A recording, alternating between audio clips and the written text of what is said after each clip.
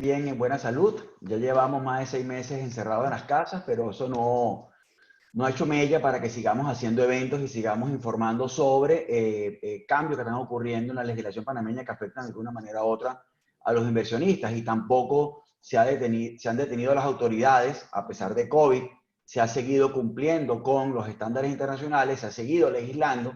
Y en ese sentido quisiera pasarle la palabra al licenciado Yubicano para que nos dé unas palabras de introducción y de bienvenida a este evento. Adelante, licenciado Cano.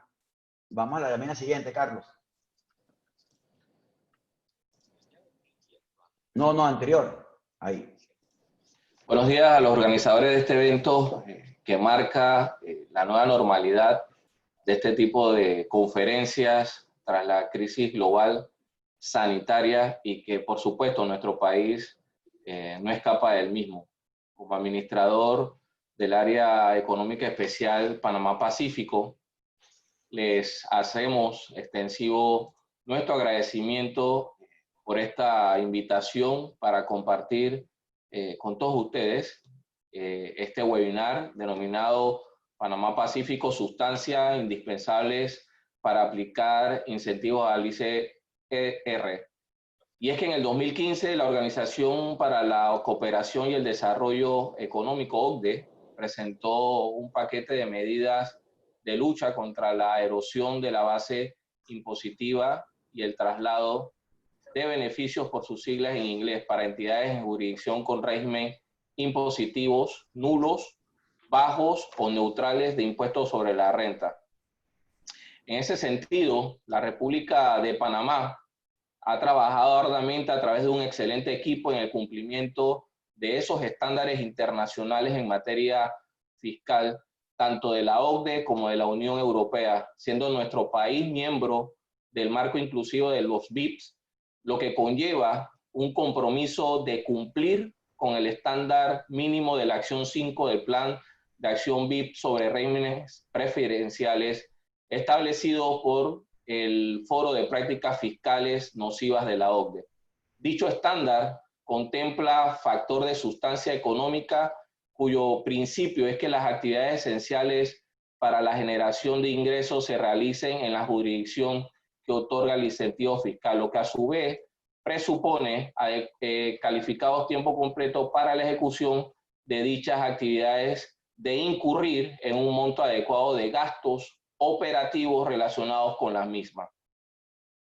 Consideramos el estándar sobre sustancia y efecto de mantener la competitividad del régimen y promover un espacio de inversión segura y estable para las empresas.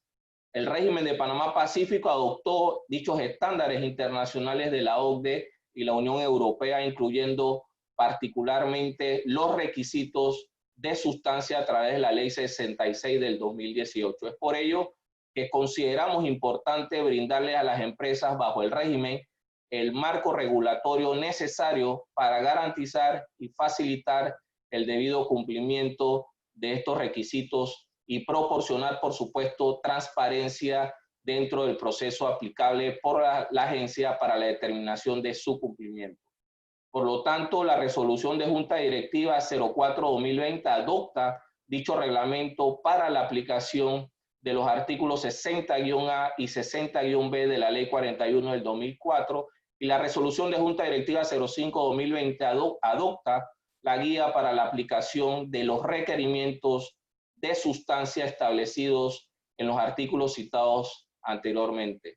De forma general, en ambos cuerpos normativos podrán encontrar a través de los expositores un mayor desarrollo de los requerimientos de sustancias, definiciones y ejemplos relevantes, parámetros para la tercerización de actividades, el proceso para la determinación del cumplimiento de los requisitos de sustancia y la aplicación de los periodos de gracia. Esperamos que este reglamento y las guías elaboradas les facilite la adopción de estos requisitos y que este esfuerzo de un gran equipo se traduzca en un crecimiento económico del régimen en cumplimiento de estándares internacionales. Por último, reiteramos que la Agencia Panamá Pacífico estamos a su disposición para asistirle respecto de cualquier duda en cuanto a la aplicación de los requisitos de sustancia. Agradecido a este selecto equipo que trabajó para la elaboración de los mismos. Gracias, Luis, Katia, Madeleine y a todo ese equipo excelente que hoy van a ser los expositores. Muchas gracias, licenciado Cano, por sus palabras de bienvenida. Le tomaremos su palabra porque bastantes temas hay que ver, hay que revisar todavía, y de seguro vamos a estar en contacto en los próximos días. Gracias por su palabra de bienvenida nuevamente. Vamos a la lámina siguiente, por favor. Nos acompañan, bueno, por supuesto, Katia Quintana de Patterson, archiconocida en la zona. He tenido la dicha de trabajar con Katia estos últimos años muy de cerca con todo este tema de la reglamentación de Panamá Pacífico y otros temas que nos ha tocado ver en la vida profesional. Y de verdad, gracias por estar aquí con nosotros y acompañarnos en este evento conjunto de las dos firmas. También me acompaña María José Luna, socia de Precios de Transferencia, que hablará un poco sobre todo el tema de precio de transferencia. Van a ver que hay una relación de alguna manera u otra entre sustancia y precio de transferencia, y ese tema lo vamos a abordar con mucho detalle para que lo puedan apreciar y lo puedan ver. También me acompaña Madeleine Chalot. Madeleine es senior de nuestra práctica de impuestos internacionales y también ha trabajado muy de cerca con nosotros en todo este tema de OCDE desde hace muchos años. Yo la llamo Madeleine Sustancia Chalot porque realmente se ha leído esas guías muchísimo y de verdad que ha entrado en los detalles de todas esas guías y nos ha permitido conocer mucho mejor el estándar. También me acompaña Carlos Márquez, director de nuestra práctica de impuestos internacionales, que de alguna manera u otra va a estar viendo todo el tema de Q&A y filtrando las preguntas y uniendo las preguntas para que tengamos una buena sesión de preguntas y respuestas, tal como dijimos. Por eso el evento es de 1 hora y media y no de 1 hora, como usualmente lo hacemos. Gracias, Carlos, por estar acá también. Y bueno, y mi persona, que me conocen, soy el Country Managing Partner y socio líder de Tax y de Law de la firma acá en Panamá. Y también me ha tocado trabajar muy de cerca con todo lo que ha sido este estándar y esperamos poder transmitir tranquilidad luego de esta presentación sobre lo que nos estamos enfrentando con sustancia y lo que vamos a tener que vivir de ahora en adelante, tanto en Panamá Pacífico como en SEM, que también tiene guías y reglamentos similares. Vamos a la lámina siguiente. Un poco el contenido, como verán, vamos a hablar primero de la evaluación y desarrollo del régimen de Panamá Pacífico. Creo que hace falta ir a la historia de Panamá Pacífico y por qué estamos donde estamos. Sin conocer la historia es muy difícil a veces saber cómo las cosas evolucionan y cómo van cambiando y se llega a donde se está. Vamos a hablar de las actividades incentivadas en Panamá Pacífico, cuáles tienen incentivo, cuáles no tienen incentivo. Van a ver que no todas tienen que cumplir con el tema de sustancia y Katia nos va a pasear muy bien sobre esa parte. Luego vamos a hablar del estándar internacional y lo que es la implementación del estándar internacional, para luego entrar en específico en lo que son los requerimientos de sustancia de acuerdo con el reglamento y la guía que se hicieron. Vamos a hablar, por supuesto, de periodos de gracia y cómo funciona este tema de estabilidad jurídica y sustancia, porque aquí hay que ahondar muy bien en el tema de qué cubre la estabilidad jurídica y qué no cubre la estabilidad jurídica. Por supuesto, como les dije, precio de transferencia, que también es un área súper importante, que no es que la sustancia tenga que ver con precio de transferencia, pero la manera de evaluar la sustancia, de alguna manera u otra, lo que son los principios de precio de transferencia nos ayudan. Y por último, y no menos importante, consideraciones prácticas para las empresas, donde Carlos va a ir construyendo con las preguntas que vayan colocando en el Q&A. Carlos va a ir, o en el chat de la aplicación, Carlos va a ir construyendo escenarios y vamos a hablar entonces de consideraciones prácticas. Sin más, le paso la palabra a Katia y espero que disfruten el webinar y nos vemos en un ratito otra vez. Adelante, Katia. Buenos días a todos, un placer estar con ustedes esta mañana. Como les mencionó Luis, hablaremos un poquito antes de entrar en materia sobre la evolución y el desarrollo del régimen, entender de dónde nació, cómo fue y a dónde estamos ahorita. Pásame la siguiente filmina, Carlos, porfa. Sí, en el año 2001, la autoridad de la región interoceánica contrata a la Corporación Financiera Internacional, que es el brazo privado del Banco Mundial, para definir el mejor esquema que podamos implementar en Panamá para integrar la ex base militar de Howard a la economía nacional de la mejor manera posible. Que esto fuera un desarrollo que permitiera generar empleos y generar actividad económica, potenciar la economía del país, a diferencia de otras bases militares revertidas con anterioridad, en donde el Estado se convirtió, por decirlo de alguna manera, en un agente de bienes raíces que vende o alquila propiedades, pero realmente no valoriza la tierra y no le saca el mejor provecho a los recursos tan valiosos que revirtieron a Panamá. Con eso en mente, la Corporación Financiera Internacional se hace de un equipo de consultores internacionales expertos en la materia del desarrollo de regímenes recientemente creados en el mundo bajo conceptos diferentes a los tradicionalmente conocidos, con mucha experiencia en el redesarrollo de bases que han revertido en otras jurisdicciones y responsables de la creación de regímenes que en ese momento ya estaban resultando ser exitosos, como Aqaba en Jordania, Subic Bay en Filipinas, Shannon en Irlanda. En ese momento, en el año 2001, entonces, el equipo de trabajo panameño del cual con orgullo fui parte, y el equipo de consultores especializados y la CFI comienzan a realizar una serie de estudios técnicos y de mercados, a ver cuál es ese esquema de desarrollo, el mejor que podemos adoptar para Panamá, para Howard. Los resultados de esos estudios, en principio nos dijeron que se nos recomendaba desarrollar el área bajo el concepto de una zona económica especial, que es un concepto que difiere un poco de las zonas libres tradicionales, porque permite la sinergia o la coexistencia entre actividades que esos estudios de mercado determinaron que debemos atraer al país y que fiscalmente o de otra manera se van a incentivar con otras actividades no incentivadas, pero que pueden coexistir, haber una sinergia y soporte entre ellas. Eso hace que el concepto de zonas libres tradicionales nos alejemos de él un poco, porque ellas principalmente, cuando son afectadas, el mercado que sirve por estar sujetas a un solo riesgo de mercado, el riesgo, por valga la redundancia, de tener un efecto mayor en sus operaciones, pues evidentemente es más grande que cuando tienes una economía diversificada con diferentes operaciones, que una se soporta con la otra, o que una obedece o atiende un riesgo de mercado distinto a la otra. Entonces se crea el concepto de un área económica especial. Y se sugiere desarrollarla bajo un esquema público-privado no implementado hasta el momento en nuestro país, a cargo de un desarrollador maestro que adquiera con el gobierno o con el país el compromiso de desarrollar el área, de dotarla de todas las inversiones, de realizar todas las infraestructuras necesarias para atraer a esas empresas que generen inversiones y empleo. Se nos recomienda también que antes de ofrecer Howard al mercado, adoptemos un régimen que en términos generales establezca cuáles son esos incentivos que se va a ofrecer a la inversión y al desarrollador maestro.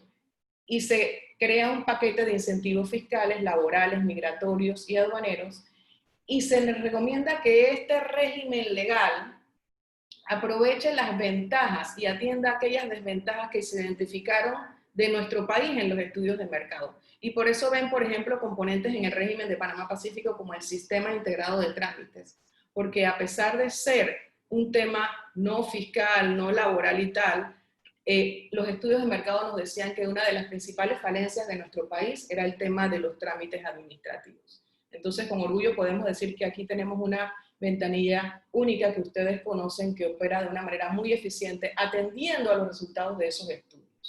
El proyecto de ley nace en el año 2001 y no es hasta 2004 que logramos adoptarlo. Fue objeto de un consenso y consultas con diferentes gremios del sector público y privado.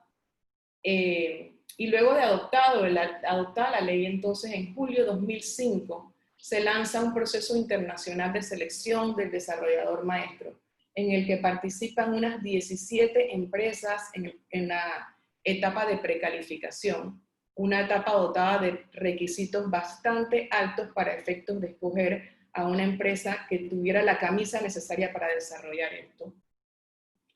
Y en julio de 2007 se asigna el contrato o se adjudica la licitación a London Regional Panama. Participan unas 4 empresas en el proceso final de selección de contratista. 2 de ellas presentan la propuesta y entre las 2, la que mejor oferta presenta es la que se selecciona. Se suscribe entonces con ella el contrato de desarrollador maestro sobre 1.410 hectáreas de las 2.005 que integran Panamá Pacífico. El contrato contempla 4 fases de desarrollo a 40 años, prorrogables por 40 años más, compromisos de inversión por el orden de $700 millones y confianzas por más de $40 millones. Y bueno, el desarrollo inicia en el año 2009 y a la fecha hemos tenido inscritas más de 330 empresas establecidas en el área, realizando una diversidad de operaciones. Entre esas, pues, las que nos acompañan hoy en esta mañana. Pasamos a la siguiente filmina. Eso un poco es el resumen evolutivo de Panamá Pacífico. Y ahora les hablaremos un poco de las actividades incentivadas, pero como esta charla se refiere a temas fiscales, vamos a nosotros a aterrizar en temas específicamente fiscales y principalmente relacionados al impuesto sobre la renta, como veremos más adelante. El régimen fiscal de Panamá Pacífico es un poco complicado de explicar, así que vamos a tratar de hacerlo lo más sencillo posible y decir que en términos generales, en Panamá Pacífico no se paga ningún impuesto salvo aquellos que les voy a mencionar. El área está exonerada por ley de todo impuesto directo, indirecto, tasa, contribución, derecho o gravamen, salvo los siguientes. Y los siguientes tienen algunas reglas que veremos. En principio, se paga el impuesto sobre la renta a la tarifa establecida en el Código Fiscal. El impuesto al dividendo y complementario a un 5% para las empresas que se establecieron luego del año 2017 en ciertos casos. El impuesto sobre transferencias al exterior, que es la retención del 12.5% en la fuente sobre pagos por servicios, por regalías o cualquier otro concepto a empresas en el extranjero. El ITBMS lo pagan las empresas establecidas en Panamá Pacífico por servicios recibidos de terceros que no estén establecidos en el área o en una zona franca. Y el ITBMS, las empresas están exentos por cualquier bien que adquieran.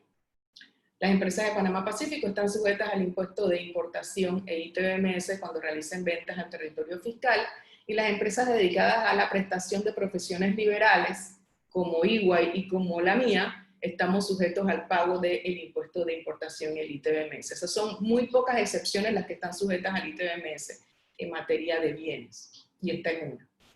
Las empresas dedicadas a las ventas al detal están sujetas al impuesto de importación por aquellos bienes que vayan a vender al detal. Por ejemplo, Novi, que es una empresa de servicios al detal o ventas al detal en Panamá Pacífico, aquello que ella traiga para la venta al consumidor va a estar sujeto al impuesto de importación, más no así los bienes que ella traiga para efectos de sus operaciones propias. Sus RACs, por ejemplo. Las empresas de Panamá Pacífico están sujetas al impuesto anual al capital al 0.5%, esto para las empresas que se establecieron luego de inicios del año 2017. Como regla general, en el área no se cobra el impuesto selectivo al consumo, con la excepción de los vehículos importados libres de impuesto de importación, donde aplica un impuesto selectivo al consumo al 5%. Y las empresas de Panamá Pacífico están sujetas al pago de impuesto de inmueble en el caso que sean propietarias, o al ITBI en caso que sean propietarias de inmuebles, que es el de transferencia, a partir del año 2030. Eso, en términos generales, son los impuestos que se pagan en Panamá Pacífico, y podríamos decirles que, salvo lo que les mencioné, ningún otro se paga. Pero existen una serie de actividades, pasas la siguiente por favor, Carlos. Existen una serie de actividades que están especialmente incentivadas y en materia, hablemos específicamente de impuestos sobre la renta, están exoneradas del mismo o con un tratamiento especial. Y vámonos un poco a mencionar. La ley contempla aquellas actividades que quiso incentivar específicamente por aquello que les mencioné inicialmente. Son las actividades que aquellos estudios de mercado determinaron como importantes para atraer a Panamá. Pues ellas son las ventas de acciones entre empresas del área, las actividades de venta o prestación de servicios a visitantes, pasajeros y tripulantes en tránsito al exterior, o a naves o aeronaves con destino al exterior que crucen el canal o utilicen aeropuertos habilitados de Panamá con destino al exterior, la prestación de servicios relacionados con la aviación y con los aeropuertos, las actividades de manufactura de productos de alta tecnología y de procesamiento de alta tecnología, independientemente de que el producto final no lo sea, las actividades de importación y reexportación de bienes. Todas estas actividades están exoneradas 100% del impuesto sobre la renta. Y las que vemos en la columna de la derecha también lo están en la medida en que cumplan con los requerimientos de sustancia que nos tienen hoy conversando en esta mañana, que son las actividades de centros de llamadas, las actividades de data centers, las actividades de enlaces de señales de radio, televisión, audio, video y datos, las actividades de investigación y desarrollo de recursos y aplicaciones digitales para uso en redes, la prestación de servicios logísticos y la administración de oficinas, ella sujeta a una tarifa de 5% de impuestos sobre la renta, con posibilidad de aplicar crédito por retenciones que se le hayan hecho por servicios prestados por la empresa, hasta llevar esto a un 2% de impuestos sobre la renta. Pero nótese que esta columna de la derecha, todas vemos que tienen un llamadito, están sujetas a comprobación de los requerimientos de sustancia, que seguidamente les va a explicar Madeleine con todo detalle. Continuamos entonces y le pasamos la palabra a Madeleine.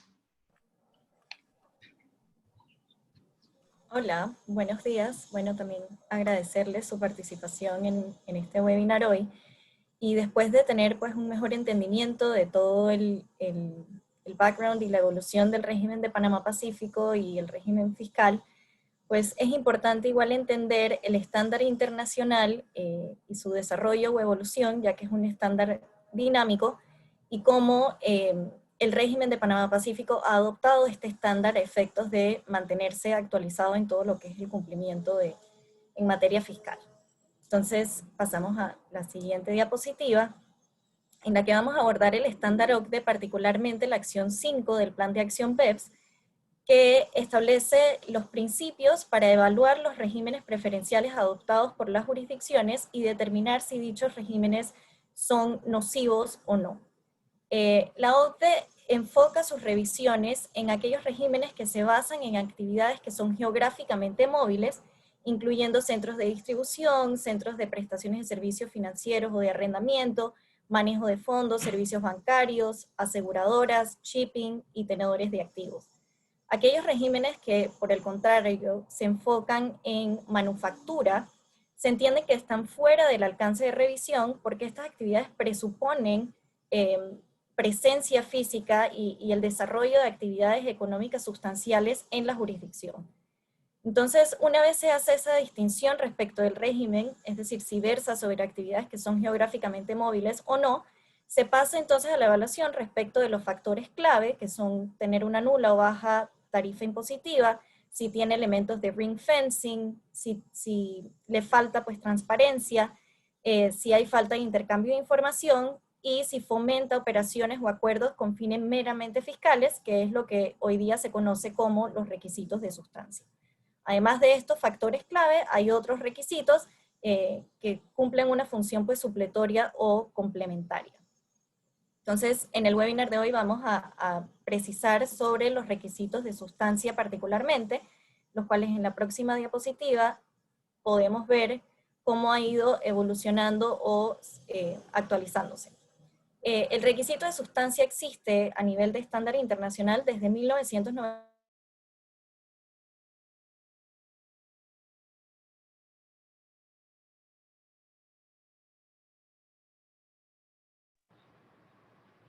Se te cortó, Made. ¿Aló? Sí, creo que perdimos a Madeleine. Bueno, mientras Made vuelve, el estándar, como dice Made, está desde el año 1998, no es algo nuevo. En el año 98 se publicó, o se hizo una primera publicación que ya hablaba de este tema, y se establecían 4 factores principales para considerar este estándar. Y tenía que ver con que si el régimen contaba con una baja o cero tasa efectiva de impuestos, si no había intercambio de información, si había temas con la transparencia del régimen y si había algo que se conoce como ring fencing, que ring fencing tiene que ver con que ofreces incentivos hacia la compañía del extranjero y no necesariamente hacia tus propios residentes fiscales o domiciliados que hacen transacciones en tu jurisdicción. Y luego, todo el tema para considerar si un régimen era nocivo o no, habían otros factores, 8 factores, que suponían que si había una definición artificial de la base imponible, no adhesión a principios internacionales de precio de transferencia,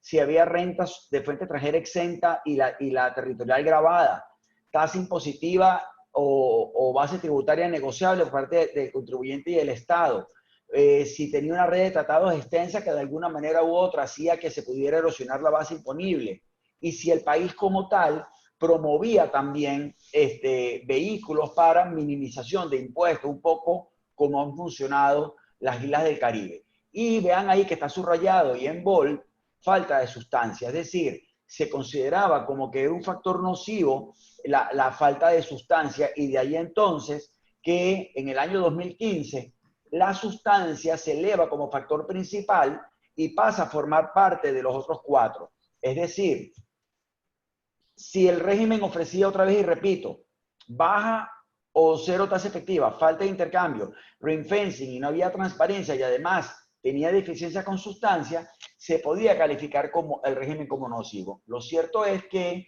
en este tránsito, Panamá, cuando fue a defender, en este caso específico, Panamá Pacífico, se alerta de que podía haber ring fencing con Panamá Pacífico porque se grababa algunas operaciones locales y cuando eran en el extranjero no se grababan. No necesariamente Panamá estaba cumpliendo o tenía normativa para cumplir con el intercambio de información.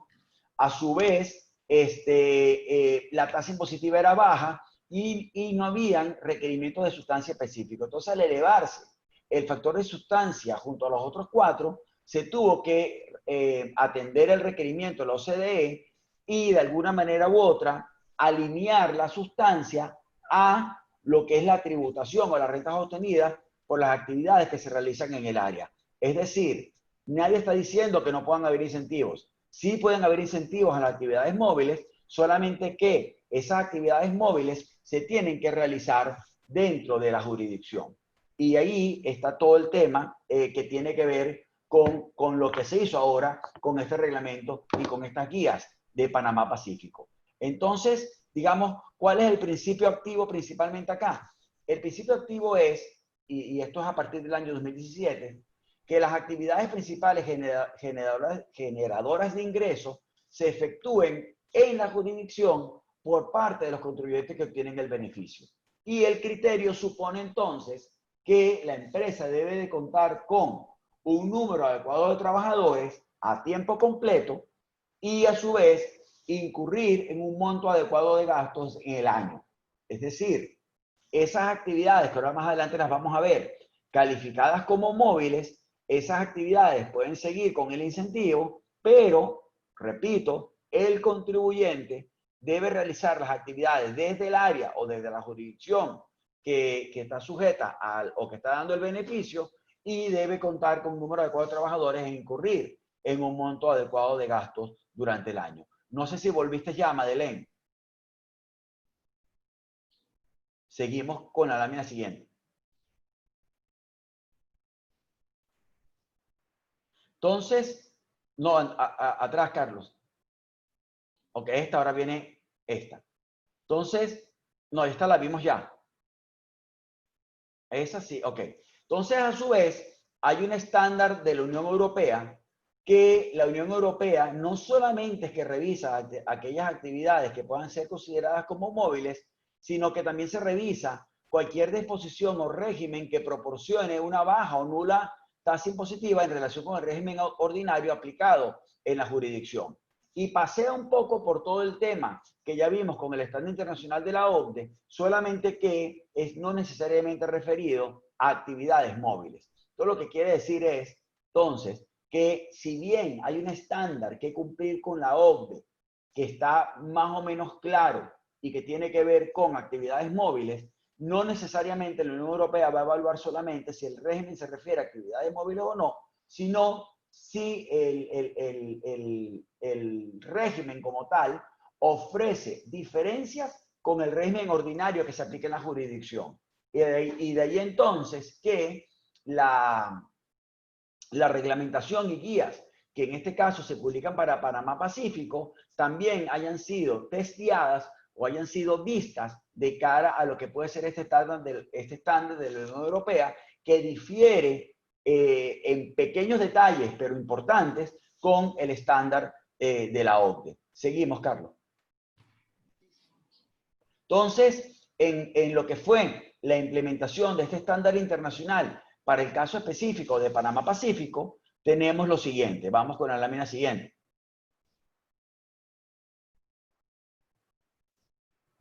Estoy viendo si Madeleine volvió para pasarle la palabra, pero no ha vuelto, ¿no? No, no ha vuelto. No ha vuelto. Entonces, fíjense, en cuanto a los elementos de ring fencing, que como dijimos, habían elementos de ring fencing en todo este tema de Panamá Pacífico, se eliminaron actividades incentivadas que versaban sobre servicios únicamente al exterior.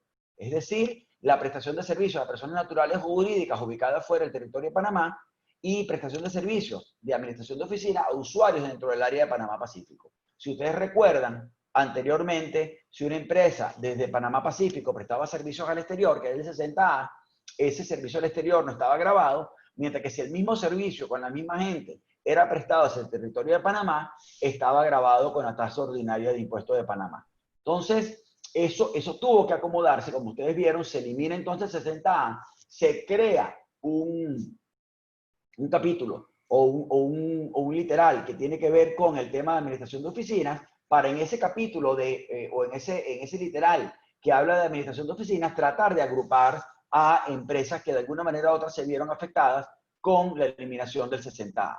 Luego, aquellas empresas con estabilidad jurídica que se dedicaban a esas actividades estarán exentas de impuesto de la renta, tanto sus operaciones locales o al exterior. No obstante, por un tema de cubrir el impuesto que se pierde al no cobrar impuesto a la renta, a esa actividad que antes era grabada, se sujetan a ITBMS. Recordemos que cuando se elimina un impuesto en Panamá, de acuerdo con la Constitución, hay que crear la renta sustitutiva.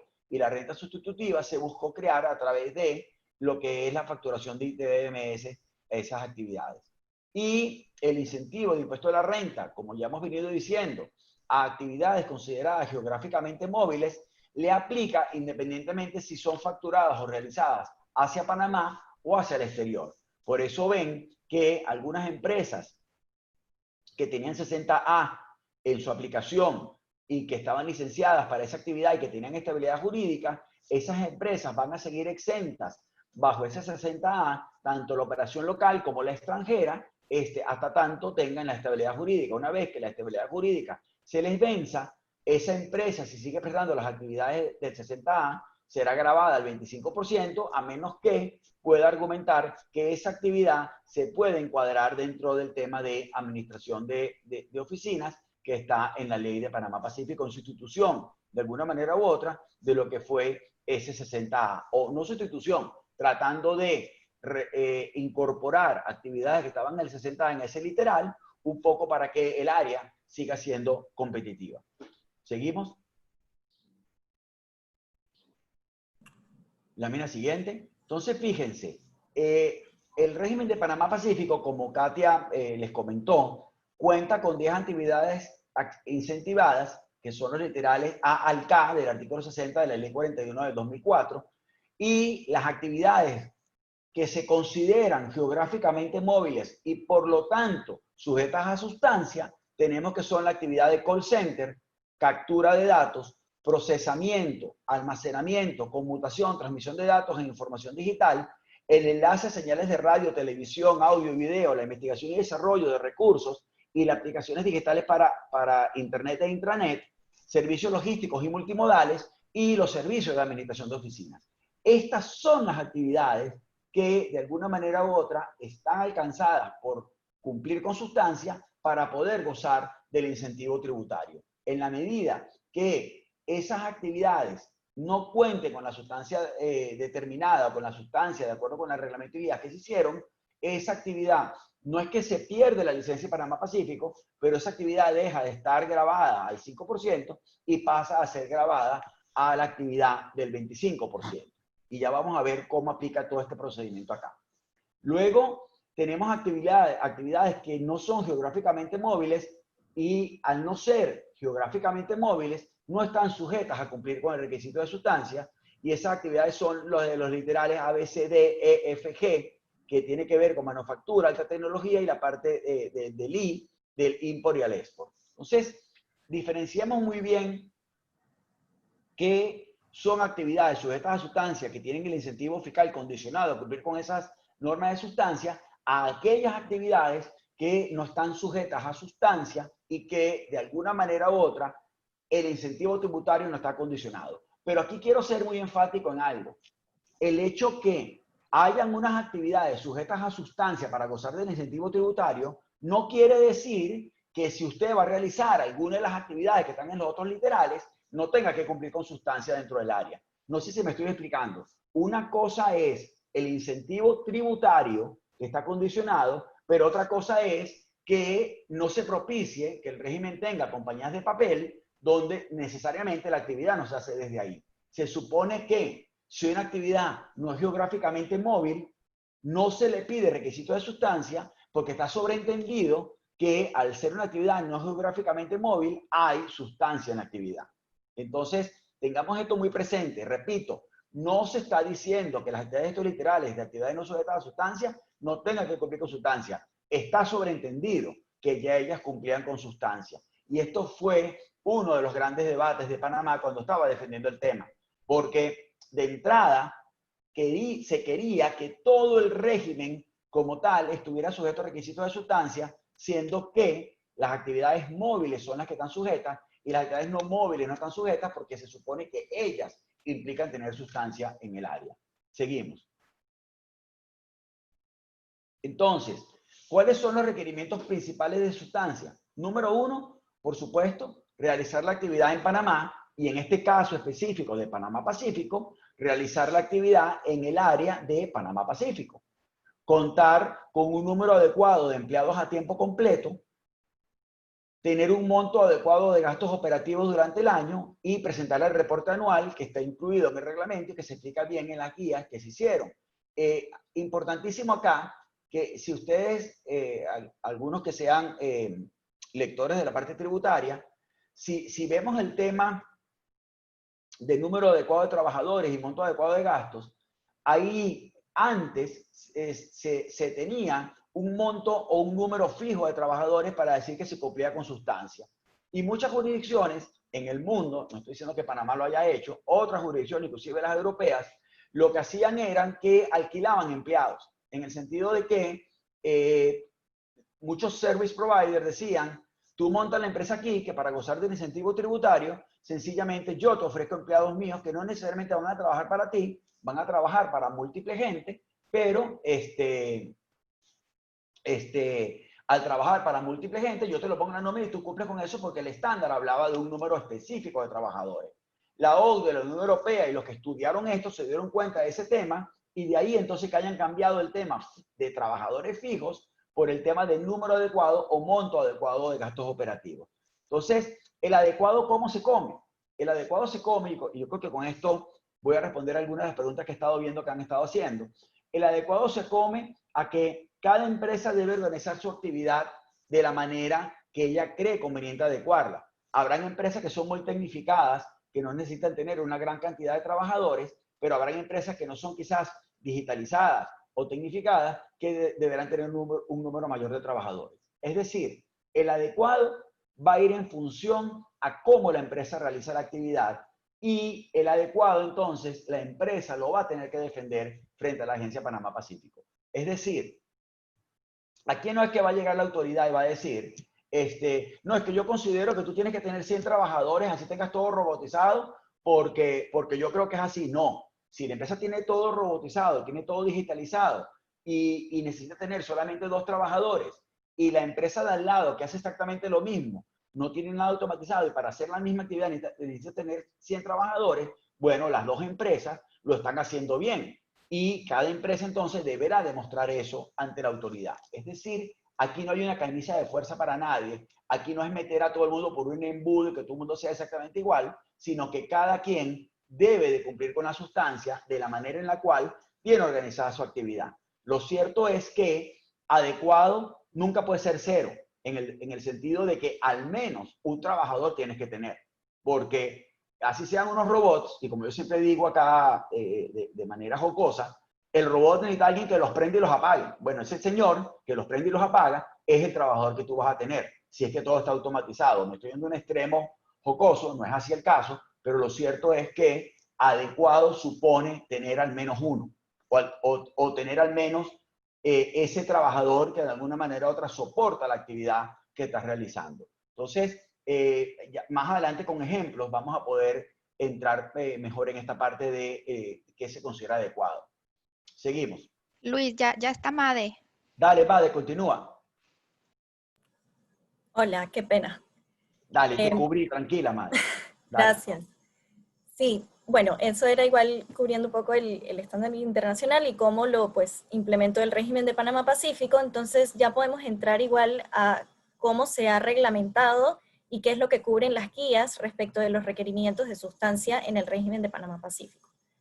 Entonces, a grosso modo, de manera general, tanto en el reglamento como en las guías se podrá encontrar un mayor desarrollo de los requerimientos de sustancia, definiciones relevantes para su aplicación, ejemplos, cuáles son los parámetros y temas relevantes para cubrir el tema de la tercerización de estas actividades, el proceso que va a implementar la agencia para determinar si una empresa cumple o no con los requisitos de sustancia y periodos de gracia aplicables para el cumplimiento de los requisitos de sustancia. Entonces, retomando nuevamente, resumiendo, los requisitos de sustancia aplicables en el régimen de Panamá Pacífico es ejecutar la actividad principal en el área de Panamá Pacífico, contar con un monto o un número adecuado de empleados calificados a tiempo completo que ejecuten estas actividades, incurrir en un monto adecuado de gastos operativos relacionados con estas actividades y presentar el reporte anual ante la Agencia de Panamá Pacífico. Entonces vamos a ir abordando cada uno de estos requisitos y viendo cómo el reglamento y la guía contribuyen o dan indicios de cómo se deben cumplir cada uno de ellos. Entonces, en la siguiente diapositiva tenemos como primer punto el tema de ejecutar la actividad principal en el área de Panamá Pacífico. El reglamento y la ley contemplan una definición de qué se entiende como actividad principal y son aquellas actividades que son esenciales o que están directamente asociadas con la creación de valor y por lo tanto son necesarias o indispensables para generar los ingresos sujetos o que se pueden beneficiar del incentivo fiscal al impuesto sobre la renta. Entonces el requisito es que estas actividades se deben ejecutar en Panamá Pacífico, ya sea a través de recursos propios, es decir, porque la empresa tiene su propio personal, sus propias instalaciones, incurre o maneja sus propios gastos, o mediante la tercerización a través de uno o varios proveedores. Al respecto, en la siguiente diapositiva, podemos ver que las guías nos confirman que en efecto, qué se considera como una actividad principal puede variar de negocio a negocio y puede variar inclusive de tiempo en tiempo, que se tomarán siempre en consideración las particularidades de la naturaleza de la operación o actividad de la empresa, así como la complejidad de las operaciones que ésta lleve a cabo. Entonces siempre van a depender o se va a tomar en consideración qué tecnología maneja la empresa, cuáles son los recursos que emplea o que dispone para la ejecución de estas actividades, cuáles son sus procesos internos y demás características propias de cada operación, a efectos de poder identificar con cierto grado pues, de precisión cuáles son esas actividades principales que componen las actividades sujetas a requerimientos de sustancia. En la siguiente diapositiva vamos a abordar el tema de la tercerización que cobra relevancia, sobre todo pues derivado de este principio de realizar la actividad principal en la jurisdicción. Entonces, por eso es importante diferenciar o definir cuáles son las actividades principales y cuáles son las actividades secundarias, porque dependiendo de esa categorización, entonces aplicarán normas diferentes respecto de la posibilidad de tercerizar esta actividad. Cuando estamos hablando de una actividad principal, tal y como la definimos anteriormente, es decir, aquellas que son esenciales para generar los ingresos, esa actividad solo se podrá tercerizar con proveedores en Panamá, para no desvirtuar o incumplir el principio de realizar la actividad principal en la jurisdicción que otorga el beneficio. Entonces, para estos efectos se tomará en consideración el personal o los recursos que emplee el proveedor en la ejecución de esa actividad como si fuesen recursos de la empresa bajo el régimen de Panamá Pacífico en lo que concierne al cumplimiento de sustancia. En caso tal, la empresa subcontrate o tercerice estas actividades con proveedores fuera de Panamá, sí estamos frente a un escenario en el que se estaría incumpliendo con el requisito de sustancia porque se estaría pues violando este principio de ejecutar o realizar la actividad en la jurisdicción. Entonces, respecto a este punto, también es importante mencionar que al tercerizar o subcontratar la actividad principal no se va a permitir el doble conteo. Y aquí abordamos o desarrollamos un poco más de qué es lo que se entiende por doble conteo, al decir que a lo mejor los empleados de este proveedor no pueden invertir la misma cantidad de horas ejecutando las actividades principales de dos empresas al mismo tiempo. Es decir, el proveedor no puede sustentar o no se puede argumentar que una hora que dedicó en la ejecución de la actividad principal de una empresa es la misma hora que dedicó a la ejecución de la actividad principal de otra empresa bajo el régimen. No quiere decir que un proveedor no puede proporcionar servicios a dos empresas diferentes del régimen de Panamá Pacífico, simplemente quiere decir que no se podrá contabilizar la misma jornada o el tiempo laboral incurrido en la ejecución de estas actividades al mismo tiempo o de forma pues simultánea. Entonces, por otro lado, vemos las normas aplicables a lo que sería la actividad secundaria. Y tanto el reglamento como las guías nos desarrollan un poco más qué se entendería en estos casos por actividad secundaria, y son todas aquellas actividades que no son esenciales para la generación de valor o para la generación de ingresos susceptibles a acogerse al beneficio. Entonces, son todas estas actividades que por sí solas no cumplen esta función, sino que tienen más bien una función supletoria, complementaria, accesoria o inclusive a lo mejor de preparación respecto a la actividad principal.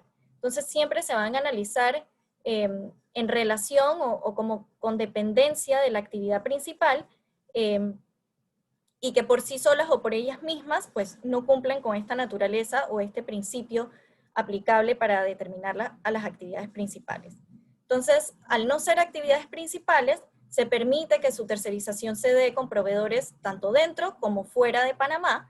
Sin embargo, pues cobra un poco de relevancia cuando se tercerizan fuera de Panamá, porque obviamente se debe probar que no es que estás clasificando una actividad principal como secundaria únicamente para poder proceder con su tercerización fuera.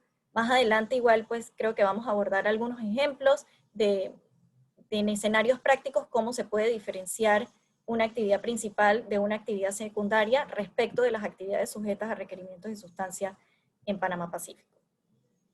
Entonces, en la siguiente diapositiva igual vemos lo que las guías nos mencionan respecto de la tercerización y que es importante que las empresas cuenten con toda la documentación y registros necesarios para demostrar el cumplimiento de sustancia y todo lo relacionado pues con la tercerización, inclusive por un periodo de 5 años.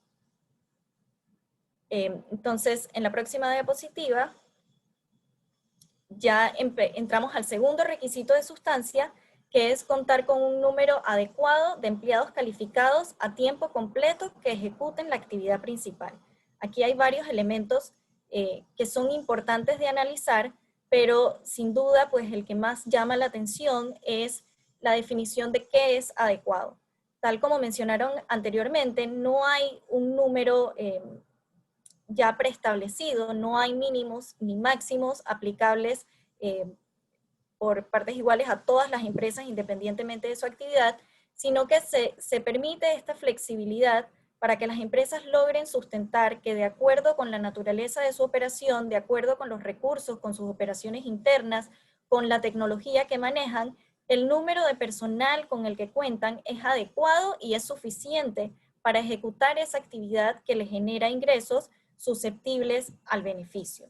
Entonces, tal como mencionamos anteriormente, se evidencia ya sea con recursos propios o en el caso de tercerización, pues se tomarán en consideración el personal que emplee ese proveedor para la ejecución de esa actividad. Entonces, al hablar de calificados, es importante mencionar que no se refiere únicamente a lo mejor a un título profesional o universitario, sino que se toma en consideración las calificaciones o habilidades o especialidades que tenga ese personal y que sean necesarias o indispensables en relación a la naturaleza del negocio. En la siguiente diapositiva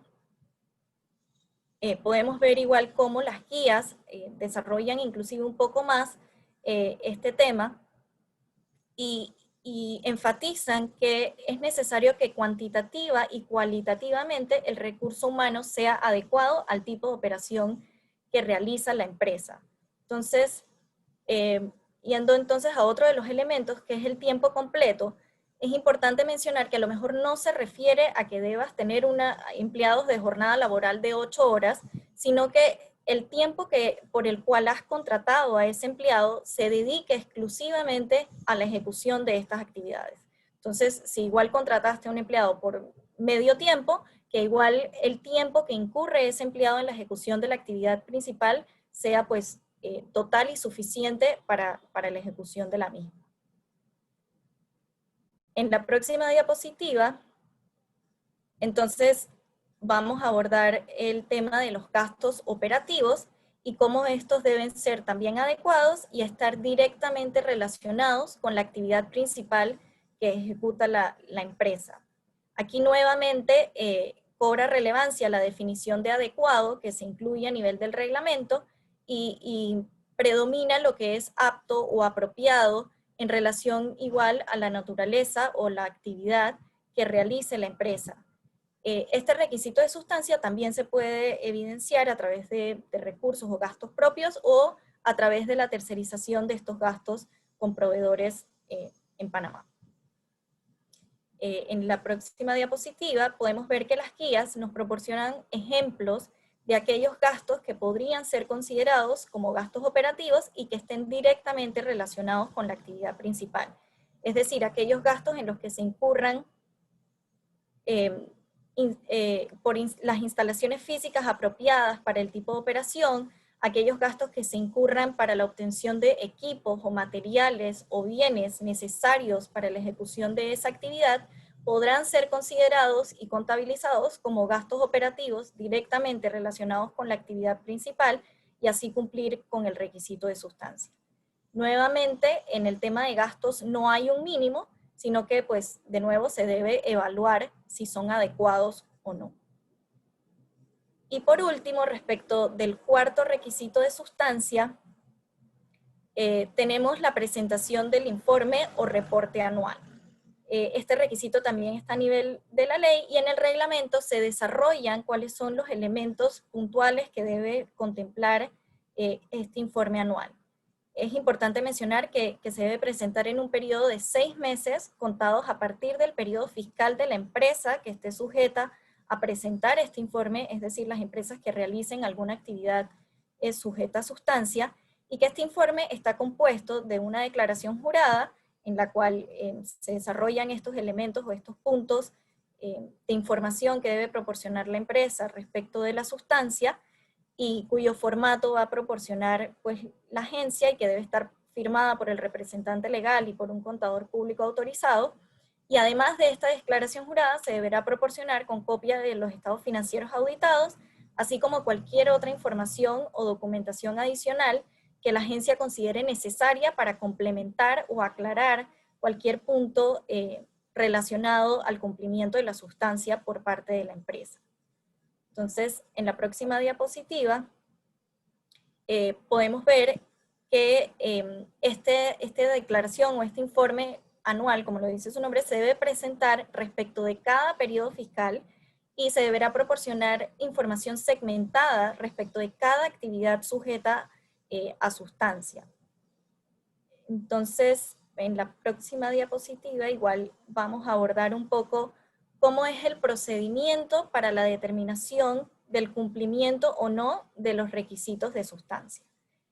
Son varios pasos y es importante mencionar que la sustancia no es únicamente a lo mejor presentar esta declaración después del cierre fiscal, sino que es un requisito que debe prevalecer o debe mantenerse de forma continua a lo largo del periodo fiscal en el cual se esté ejecutando una actividad sujeta a sustancia, por lo cual la empresa pues debe tener previamente identificado cuáles son sus actividades, cuáles son los recursos que tienen los empleados, a qué se dedican, a qué actividad están relacionadas sus gastos, de forma tal que cuando llegue el momento de cumplir con estos requisitos, de presentar su declaración jurada de renta, de precios de transferencia, o inclusive esta declaración jurada anual ante la agencia, ya su sustancia pues esté debidamente formada y sustentada y evitar cualquier tipo pues de cuestionamientos por parte de las autoridades, ¿no?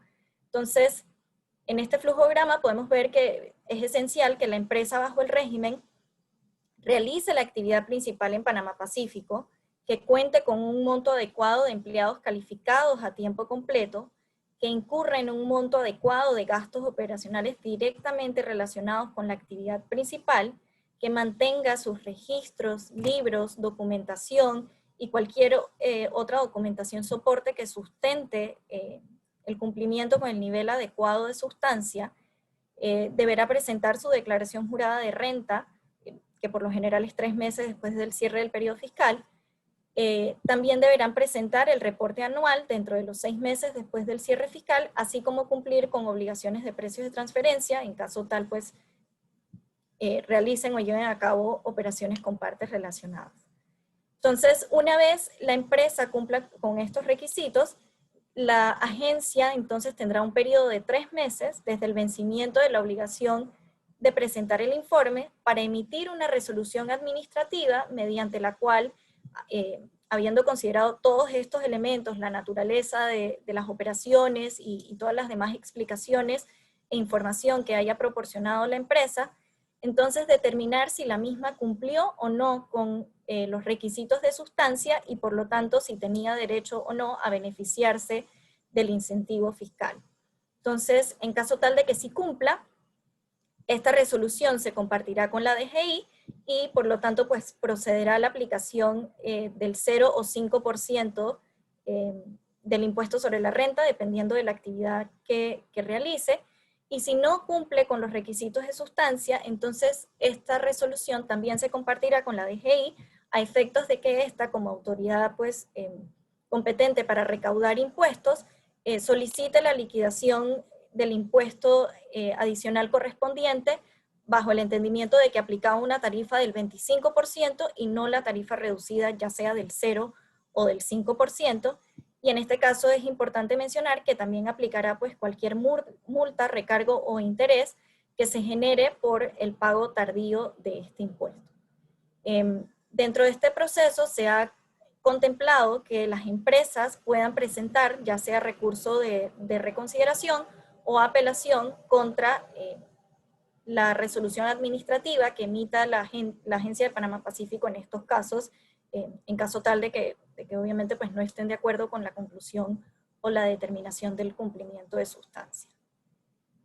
Entonces, creo que con esta parte hemos cubierto un poco cuáles son los requisitos de sustancia que deben mantener las empresas en cada periodo fiscal y respecto de cada actividad, y más o menos el proceso que va a implementar la agencia para el cumplimiento del mismo. Ahora pues le paso de nuevo la palabra a la señora Katia, que les va a conversar igual un poco de los periodos de gracia que se han contemplado y su interacción con la estabilidad jurídica. Gracias, Madeleine. Pasemos entonces a la siguiente filmina. Hablemos un poco de las disposiciones que establece la ley, la reglamentación y las guías para efectos de cuando se comienza a presentar la información relativa al cumplimiento de los requerimientos de sustancia. En principio, conforme a las disposiciones establecidas en la ley, hay 2 periodos que marcan la obligación de presentar todos estos filings que les ha explicado Madeleine. Y un poco la explicación es que la fecha que se estableció como fecha corte para para efectos de la presentación, o distinguir entre dos tipos de empresas para la presentación de estos informes en el tiempo, se basa en que en octubre de 2017 se publican los resultados sobre los análisis hechos por todos los países miembros y adheridos al marco inclusivo de la OCDE en materia de requerimientos de sustancia. Como Panamá es parte del marco inclusivo de la OCDE desde principios de 2017, entonces adquirimos el compromiso de que hasta el 16 de octubre de 2017, las empresas establecidas en cualquier régimen, hasta el 16 de octubre de 2017, que es cuando se publican formalmente esas reglas sobre sustancias como un parámetro adicional bajo la acción 5 de la OCDE, entonces esas empresas, como estaban establecidas antes del desarrollo de esas normas, tendrán hasta el año 2021, específicamente hasta el 1 de julio de 2021, un periodo que se ha llamado como grandfathering, es decir, un periodo de gracia, para comenzar a presentar esos filings sobre los requerimientos de sustancias. Y aquellas empresas que se establecieron bajo cualquier régimen, luego de la adopción formal de la sustancia como un pilar para cumplir con el régimen las reglas para evitar prácticas fiscales perniciosas, las empresas que se inscribieron bajo cualquier régimen a partir del 17 de octubre de 2017, entonces estarán sujetas a los requerimientos de sustancia de manera inmediata a que se adopten los cambios legales para adaptarnos a la sustancia, que en Panamá eso implica que las empresas establecidas luego de esa fecha están sujetas a requerimientos de sustancia a partir del periodo 2019. Hablemos un poquito de las que se registraron antes de octubre de 2017, pues entonces ellas tendrán que presentar su primera declaración jurada sobre cumplimiento de requerimientos de sustancia en el año próximo a 2021, es decir,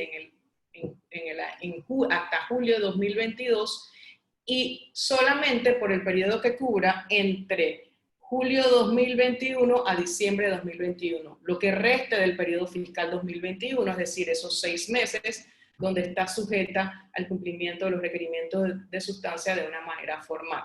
Y luego en adelante, pues lo presentará anual. Para las empresas registradas a partir del 17 de octubre de 2017, como les mencioné, el requerimiento de sustancia aplica desde el periodo fiscal 2019. Como sabemos que para efectos del periodo fiscal 2019 existe una extensión dado el COVID, de la obligación de presentar declaración de renta en estos momentos, lo que hemos hecho para ser cónsonos con el tema de las declaraciones de renta, porque entendemos que mucho tendrá que ver la información que plasmas en tu declaración de renta con aquella que vas a utilizar para efectos de las declaraciones de sustancia. Entonces, hemos también prorrogado la presentación de la primera declaración sobre requerimientos de sustancia para las actividades sujetas a ese requerimiento, inscritas luego del 17 de octubre de 2017, de manera que presenten su primera declaración correspondiente al periodo fiscal 2019 en el mes de diciembre de este año. Las guías, entendiendo también que las guías y la reglamentación para sustancias fueron adoptadas en el mes de junio, si no me equivoco, pues entonces se está dando un periodo para que las empresas entiendan y manejen la información de cómo deben presentar esto. Esta información ya está subida en la página web de la agencia, incluyendo los formularios que deben presentar las empresas. Así que bueno, por eso hacemos propicia esta presentación, para mencionarles a las empresas que están establecidas luego del 17 de octubre de 2017 que es muy importante que antes de cierre de año presenten su primera declaración sobre requerimientos de sustancia por el periodo fiscal 2019.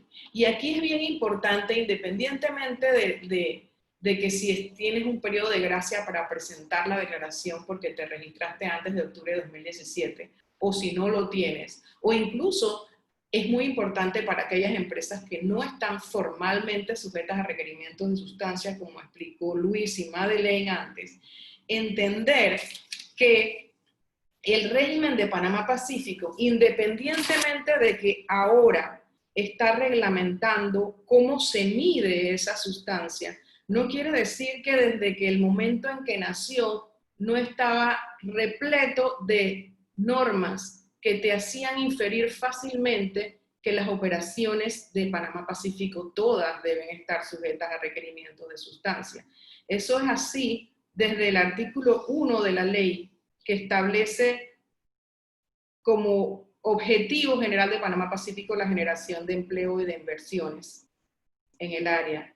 El artículo 60, que es el marco fiscal, que establece que cuando aplica o se exonera el impuesto sobre la renta, específicamente se refiere a actividades de las empresas en Panamá Pacífico. Y otra serie de normas que vamos a encontrar en la reglamentación y en la legislación de Panamá Pacífico que sugieren que tengas un sitio de operaciones, que te obligan a iniciar operaciones o inversión en un año so pena de que te cancelen el registro, que obligan a las empresas a presentar información sobre cambios en sus operaciones o actividades, a realizar las actividades sujetas al registro y si hay actividades que no están sujetas al registro, a incluirlos en el registro, por cuanto es naturaleza del régimen de Panamá Pacífico que sus operaciones se realicen dentro del área y que no, como mencionó Luis, se trate de operaciones de papel dentro del régimen. Y eso es válido mencionarlo por cuanto hay preguntas por ahí que te dicen, bueno, yo tengo estabilidad jurídica, realmente mi régimen de estabilidad jurídica me cubre hasta el año 2028. Así que yo realmente si presento mi declaración de sustancia en el año 2021 o en el año 2019 y no la cumplo, igual estoy sujeto a estabilidad jurídica y no me pueden condicionar el acceso al incentivo fiscal a el cumplimiento de un test. Y la respuesta, pues entonces, si de ese test resulta que se concluyó, que la autoridad concluyó que tu actividad realmente no se ejecutó en Panamá Pacífico, entonces podría yo aplicar las disposiciones plagadas en la ley de Panamá Pacífico que te dicen que tu exoneración fiscal está determinada por tus operaciones en el área, no por otras. Así que es importante que todos tengamos en cuenta que estos cambios legales, estas reglamentaciones y estas guías, más allá de considerar que crearon un requisito adicional, lo que hicieron fue establecer los parámetros a través de los cuales la entidad va a medir que tengas la sustancia. Es muy importante entender eso para efectos de reconocer que tenemos que adaptarnos a las nuevas disposiciones de la reglamentación y de las guías para evitar cualquier circunstancia más adelante. Y bueno, ahorita entonces le pasamos la palabra a María José Luna, que nos va a explicar un poco el tema de cómo se entrelaza el concepto de precios de transferencia con aquello que nos explicó Madeleine sobre tener una cantidad adecuada de gastos y de trabajadores dedicados a la ejecución de la actividad principal. Gracias, Katia. Buenos días a todos, muchas gracias que nos acompañan. En realidad, lo que quisiera yo transmitirles con esto es cuál es la relación de sustancia en el marco de todo lo que es BEPS y precios de transferencia de manera muy puntual. No vamos a entrar realmente en teoría ni en una explicación muy densa, pero sí dejarlo claro y dejar claro que no es hacer un estudio de precios de transferencia ni un análisis de precios de transferencia, sino es el análisis de sustancia como tal, ¿no? Entonces, bueno, una de las motivaciones principales de las reglas BEPS de la OCDE es alinear la creación de valor con la generación de los beneficios empresariales. Las utilidades, o al menos la distribución de las mayores utilidades de los grupos multinacionales, deben estar donde se toman las decisiones, donde se asumen los riesgos y en donde se tiene la capacidad y el capital de enfrentarlos. Entonces, en la cadena de valor, una remuneración adecuada a las actividades de una determinada empresa depende siempre de las funciones que cada entidad en el grupo lleva a cabo, así como los activos y los riesgos. Y BEPS complementa con aclarar que dichas funciones, activos, riesgos, no deben ser solamente contractuales. Es decir, no solo que el contrato diga lo que se va a hacer. Una empresa debe ir más allá de los acuerdos en papel que el grupo gestione para compensarse entre sí. sino que debe de haber verdadera sustancia, que las funciones sean reales y distribuir las utilidades según se distribuyan los riesgos que efectivamente están siendo afrontados. Es muy importante tomar en cuenta que para este tipo de compañías dedicadas a estos servicios, lo relevante es mantener los recursos necesarios y adecuados para llevar las funciones para las cuales ha sido contratada y que su remuneración o compensación vaya en línea con los recursos, actividades y los riesgos afrontados en la realidad, no en el papel, ¿no? Ahora, ¿cómo se demuestra? Como les ha explicado Made en su presentación, el cumplimiento anual está dado por un informe o una declaración jurada y también por la documentación que la soporte, una documentación soporte que respalde, que según el artículo 5 del reglamento lo establece, es decir, no basta simplemente con llenar las casillas de esta declaración jurada. La empresa debe ser capaz de tener todos los registros, los libros y la documentación que vaya a demostrar a la Agencia Panamá Pacífico cuando venga a revisar que puede comprobar que cuenta en cualquier momento con el nivel adecuado de trabajadores calificados, recursos, gastos operacionales en su actividad principal, primordialmente, ¿no? Entonces, en cuanto a la declaración, quiero mostrarles aquí brevemente la información que contiene, ya que es una declaración súper extensa, con la información que debe de ser preparada con cuidado. O sea, aquí hay una cuestión muy importante, no es un informe que se debe preparar por llenar el requisito, porque lo que se ponga ahí es justo lo que le va a dar a la agencia de Panamá Pacífico la capacidad de determinar si estás cumpliendo o no con sustancia. Entonces, debe prepararse con cuidado, con el tiempo suficiente. Y bueno, tal vez, Carlos, si te vas a la lámina anterior, por favor. Yo he dividido estas dos láminas porque la declaración está hecha para cumplir con los siguientes rubros, es decir, para que se informe acerca, obviamente, de lo que es la actividad principal y la actividad secundaria, o sea, definirla y enmarcarla, y luego también informar acerca de los trabajadores calificados a tiempo completo, y también muchas casillas acerca de la cantidad adecuada de gastos operacionales. Y también, esta parte es súper clave, toda la información financiera que la compañía tiene relacionada que va a demostrar todo lo anterior, ¿no? Y todo cómo tiene que, de alguna manera, cuadrar. Entonces, rápidamente acá vemos cómo ya este informe o declaración te dice que debes de enmarcar y de definir el personal,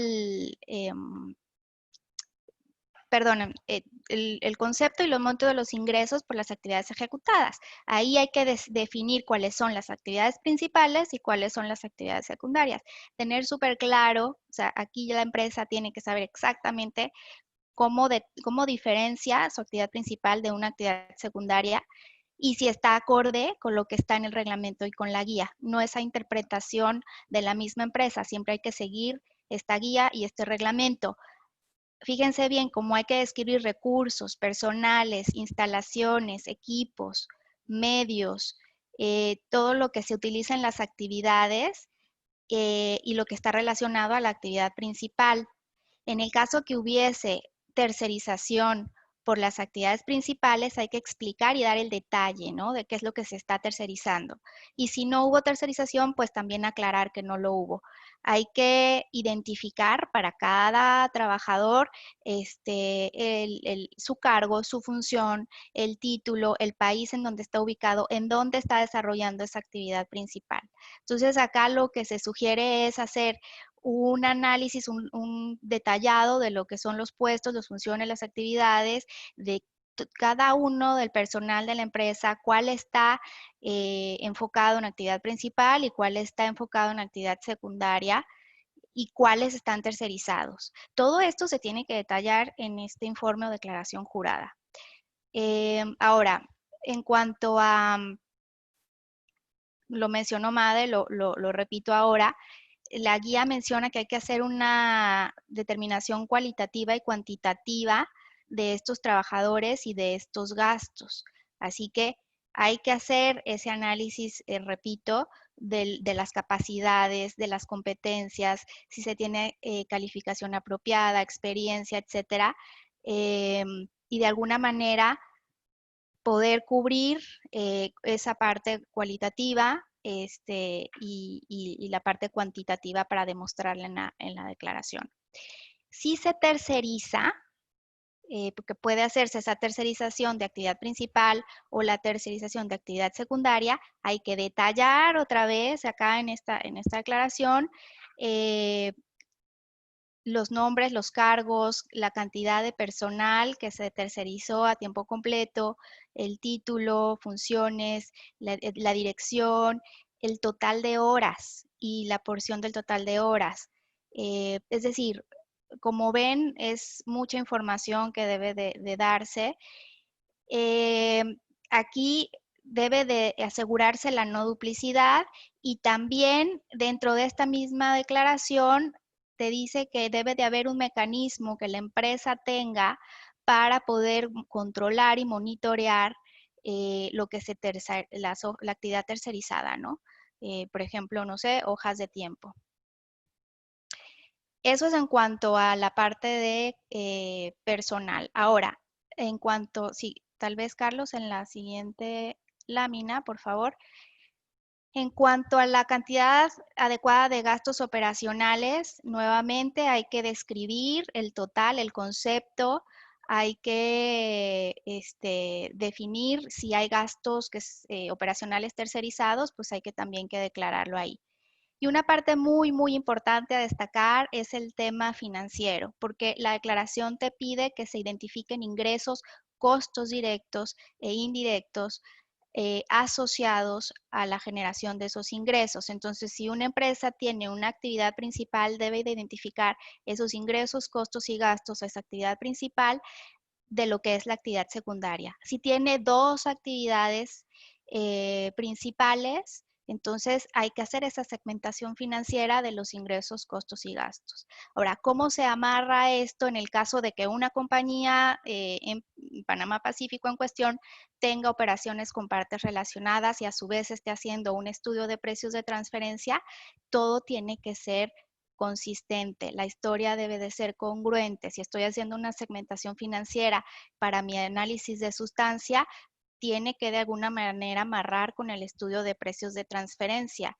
Es decir, yo no puedo como empresa tener dos historias diferentes. Y de la misma manera, si estoy haciendo segmentaciones financieras, eso tiene que ser alineado con los estados financieros auditados. Uno de los elementos que pide esta declaración o informe es que se adjunten los estados financieros auditados y para este caso, entonces, si ya se preparó una segmentación o se reportó en esta declaración los costos, los ingresos asociados a las actividades, pues al final la suma de eso debe de cuadrar con lo que está en el estado financiero auditado, ¿no? Con el total. Al final del día, el mensaje principal en esto es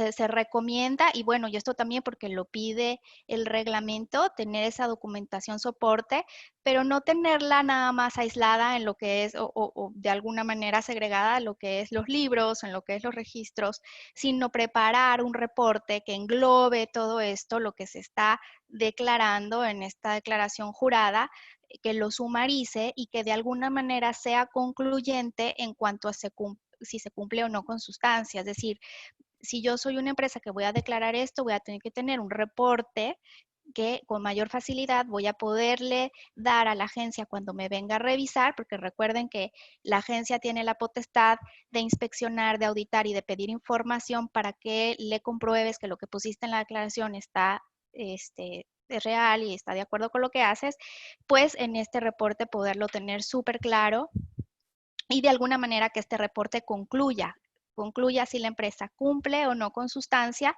para que no quede a criterio o a interpretación de la Agencia de Panamá Pacífico. Yo creo que esto es clave, es súper indispensable que se pueda tener y así asegurar el cumplimiento. Para el ejercicio 2019 tal vez no haya mucho campo para poder de alguna forma hacer modificaciones porque ya es ejercicio cerrado, pero sí se recomienda que a partir del ejercicio 2020 esto se evalúe proactivamente, se haga inclusive con este análisis, reporte de sustancia, algo de diagnóstico para que se pueda identificar áreas de oportunidad de mejora en cuanto a clarificar esa sustancia que se requiere, ¿no?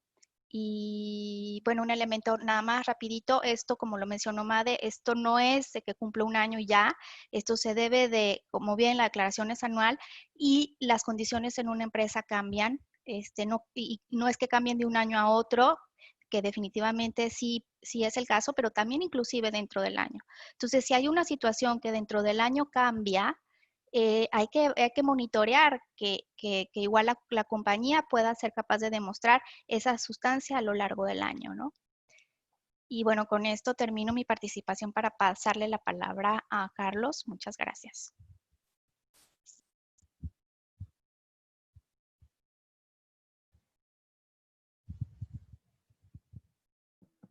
Carlos. Hola, perdón. Muchísimas gracias, María José.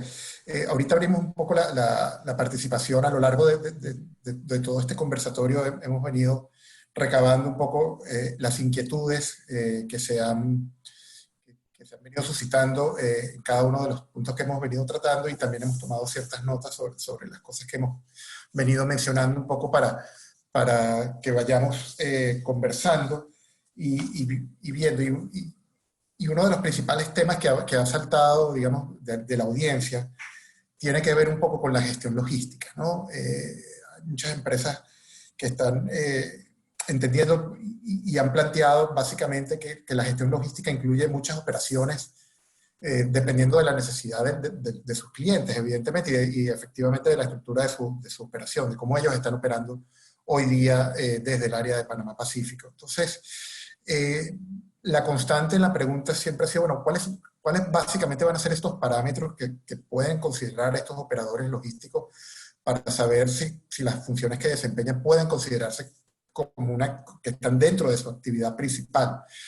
Aquí me gustaría, Luis, tener un poco tu input, tus comentarios al respecto. ¿Qué piensas tú? ¿Cuál debería ser los criterios o cuáles son los parámetros que estas empresas deberían empezar a considerar para determinar si efectivamente sus actividades pueden enmarcarse dentro del concepto de actividad principal que prevé la legislación?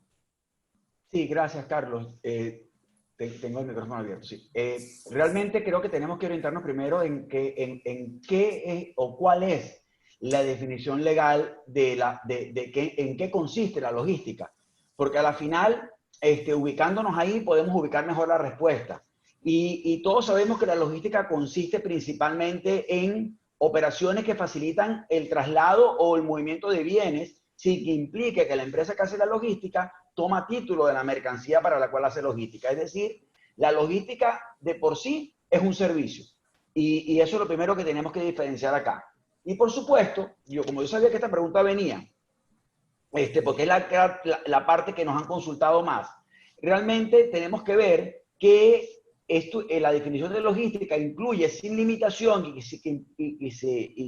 sin que implique lo que es nuevamente tomar título de la mercancía. Y las actividades específicas son el transporte, distribución, estiva, almacenaje, es decir, consolidación, preparación de la mercancía, kits que se preparan específicos para un cliente en el cual la mercancía va. Hemos sabido, por ejemplo, que llegan containers, se saca la mercancía de los containers y se clasifica de acuerdo con el país que va, se le pone la banderita del país que va, se le pone distribuido en tal país por tal, distribuido en el otro país por la otra persona. Entonces, todo eso es relacionado con la logística en el movimiento de la mercancía. Y luego hay actividades, por supuesto, que son administrativas relacionadas con esa logística. Y esas actividades administrativas es todo el movimiento de mercancía, llevar el tracking de eso, todo lo que es el balance de inventario en bodegas, asesoría respecto, por ejemplo, permisos sanitarios que se necesitan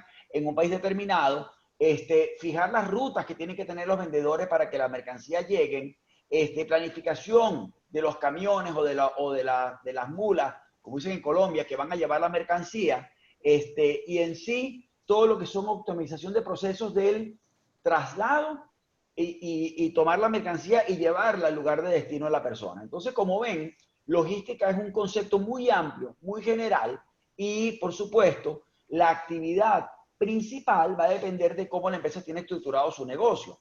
Y la clave, por supuesto, será entonces describir de una manera clara y acreditar para ello que la empresa cuenta con el personal adecuado o el número de trabajadores adecuado para la actividad que dice que va a realizar y que incurre en un monto apropiado de gastos durante el año. Aquí quiero hacer énfasis en algo importante. La actividad principal puede ser tercerizada dentro de Panamá. Entonces puede ser que parte de esas actividades que dije anteriormente, la compañía como tal la esté tercerizando en Panamá con un proveedor de servicio en Panamá. Lo importante es que no haya doble conteo en cuanto al personal, tal como explicó Madeleine anteriormente. Yo no sé si enredé más a la gente con esta respuesta, pero lo cierto es que la tranquilidad que debe tener cada quien es que si usted está haciendo la actividad desde el área o tiene la actividad enmarcada como actividad principal y realiza esas actividades logísticas que usted dice realizar, no debería tener problema. El problema va a tener aquel que dice realizar la operación pero que no tiene ningún empleado o que la compañía paga de electricidad, el local que tiene en Panamá Pacífico paga electricidad a $1.99 mensual.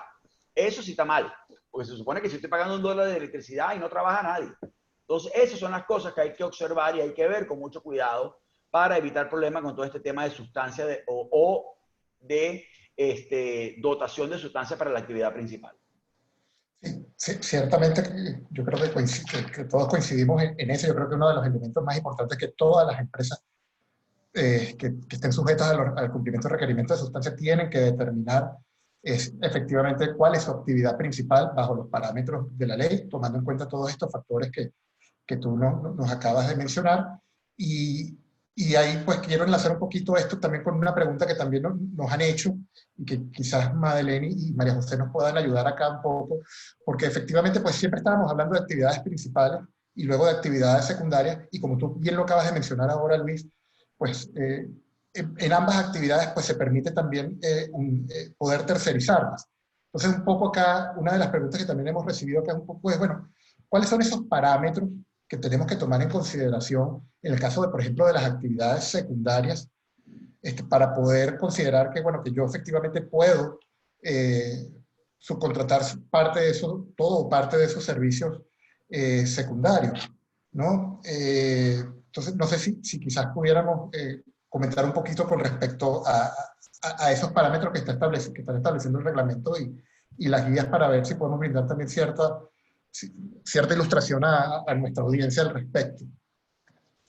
Sí, yo creo que nuevamente, simplemente agrego acá, para considerar una actividad como secundaria deben atenderse la particularidad específica de la operación que se está realizando y la naturaleza de las actividades ejecutadas. Y aquí no hay una respuesta general. Aquí lamentablemente no podemos decir, de manera general la actividad secundaria es, y creo que va a ir en el tema de actividad por actividad. Entonces yo no sé si Katia aquí nos puede también ampliar en el sentido de que depende del tipo de actividad que hagas, dependiendo de esa actividad, la sustancia va a ser determinada de una forma o de otra.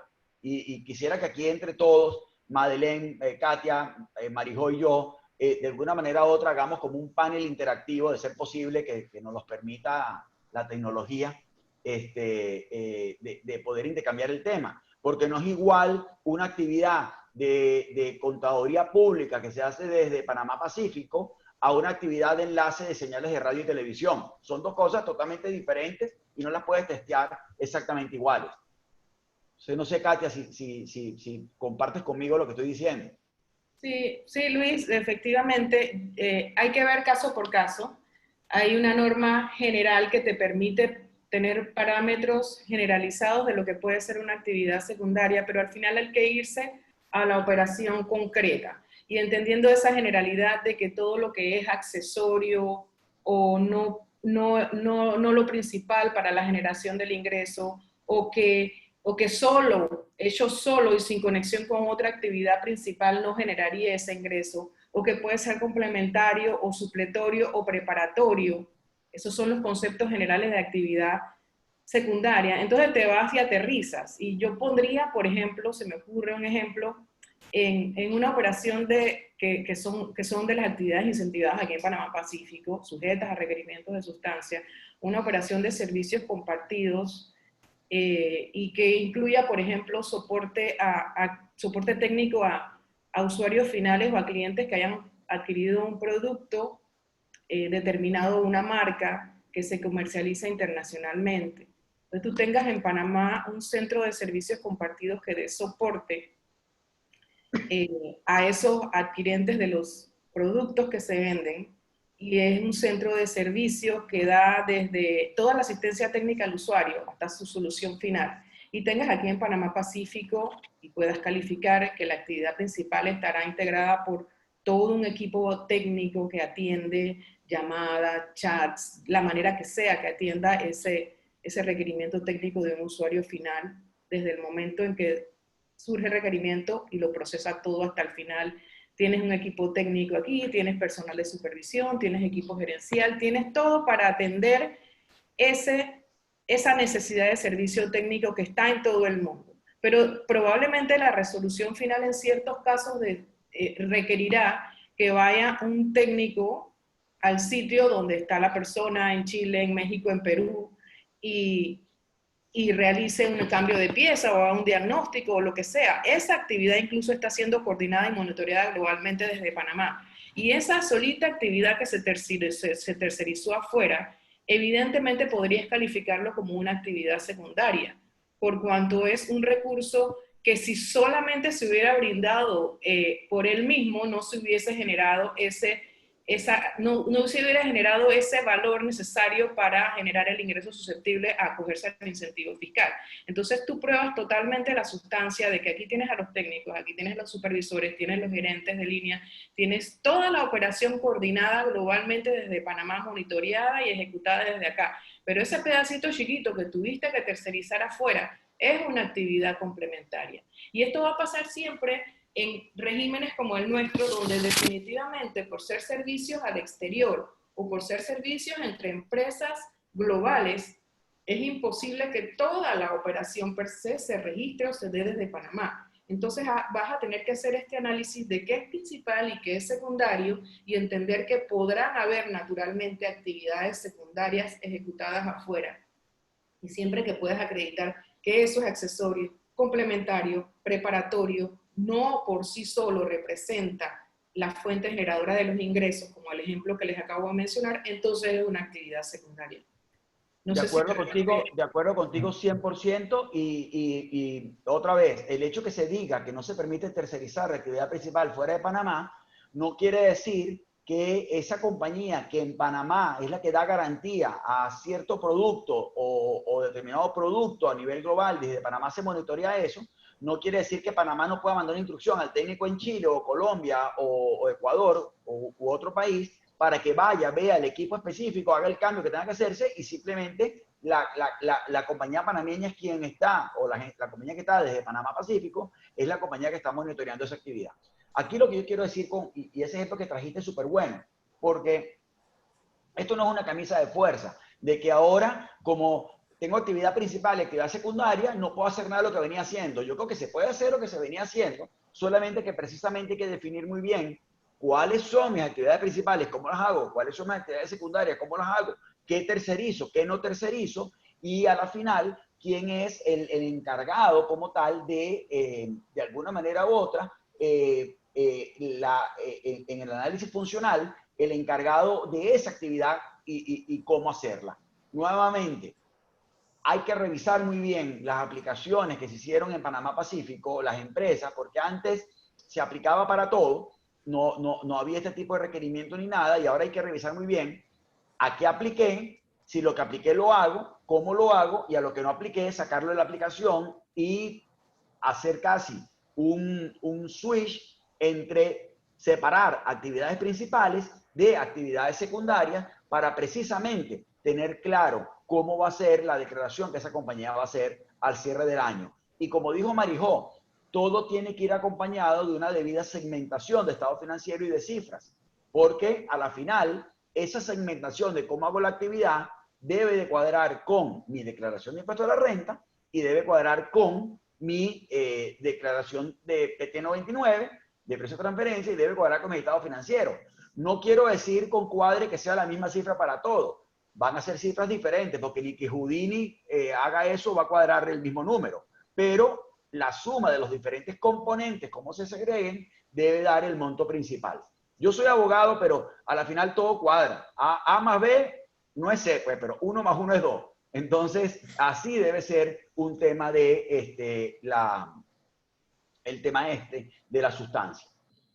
Nuevamente, Carlos, yo no sé si estamos enredando la cosa con este panel interactivo o no. Creo que debe estar así con los pelos agarrados, pero bueno, sigamos con Seguro. Sí, fíjense, mira, otra pregunta que tiene que ver un poco con lo que nos había compartido Madeleine y tú, Luis, e inclusive María José, tenía que ver un poco relacionado con cómo hacen cómo hacen las empresas para poder demostrar el nivel adecuado de personal calificado a tiempo completo y los gastos operacionales con relación a su actividad principal. Es decir, pues si ya bien hablamos que es necesario que las empresas puedan determinar cuál es su actividad principal y su actividad secundaria, pues uno de los otros elementos, pues como bien ustedes han venido conversando a lo largo de la mañana, ha sido pues el poder determinar justamente pues que se cumple con un nivel adecuado de personal a tiempo completo y un nivel adecuado de gastos operacionales. Entonces un poco entender qué es lo que nos dice el reglamento y la guía con respecto a esto, cómo pueden hacer las empresas para poder justamente cumplir con este requerimiento y no verse en su operación diciendo o cuestionándose si efectivamente están cumpliendo o no con este requerimiento. Aquí igual creo que el panel creo que está abierto, pero no sé, Madeleine, si tú nos quieras comentar un poquito. Esa pregunta tiene nombre de madre. Aquí no Exacto. Claro, cómo no.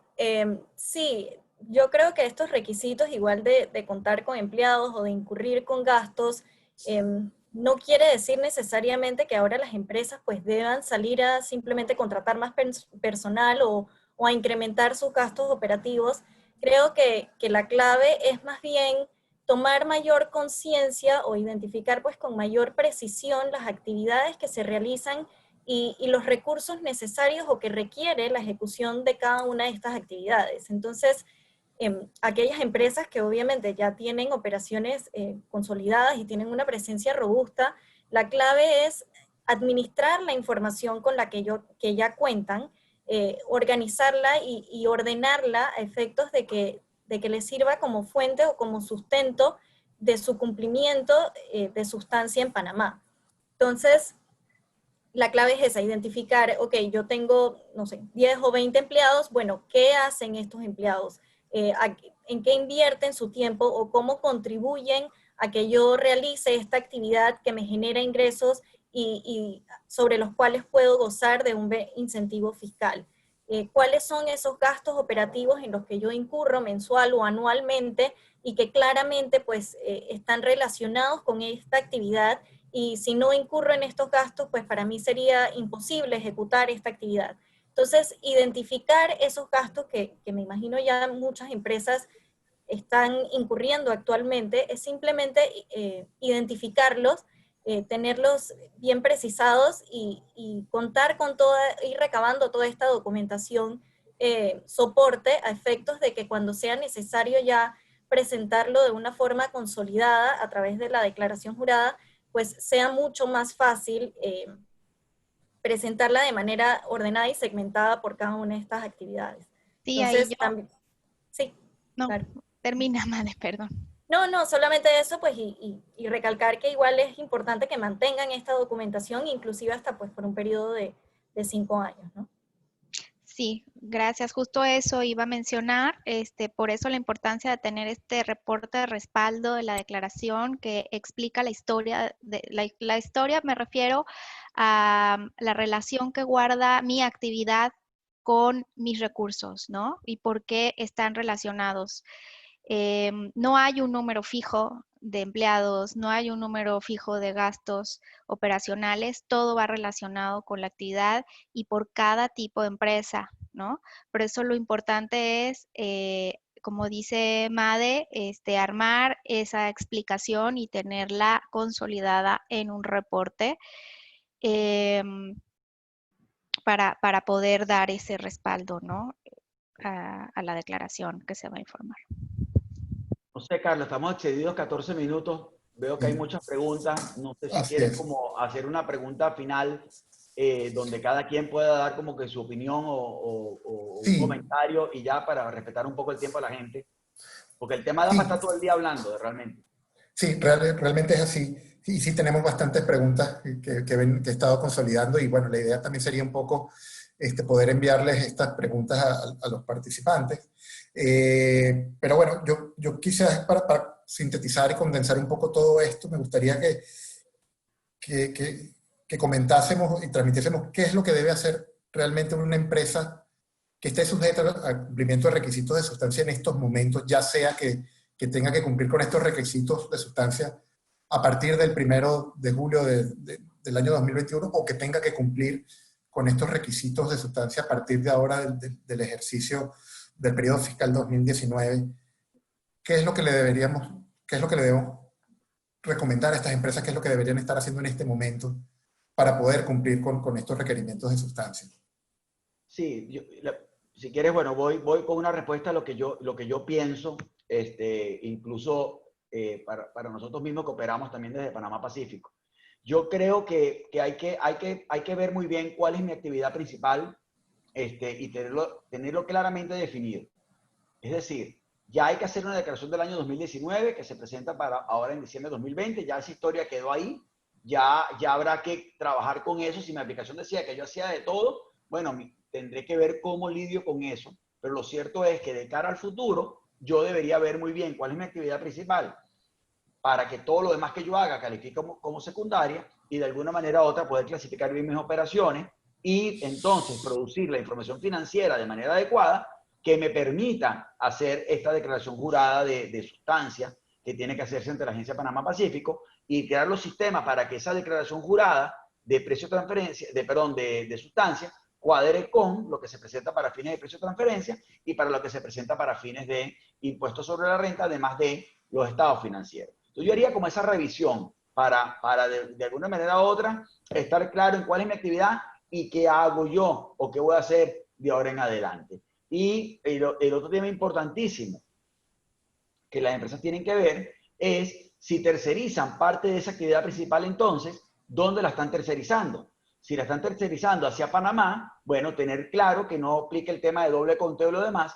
Si están tercerizando parte de la actividad principal fuera de Panamá, ahí sí hay que revisar el tema con mucho más detalle, porque en teoría la tercerización de actividades fuera de Panamá no está permitido, y a su vez, ver si esa actividad que catalogué yo como principal, como empresa, y que realmente debe ser secundaria, entonces clasificarla como secundaria, para poder tener entonces esa prestación de servicio o esa tercerización fuera de Panamá.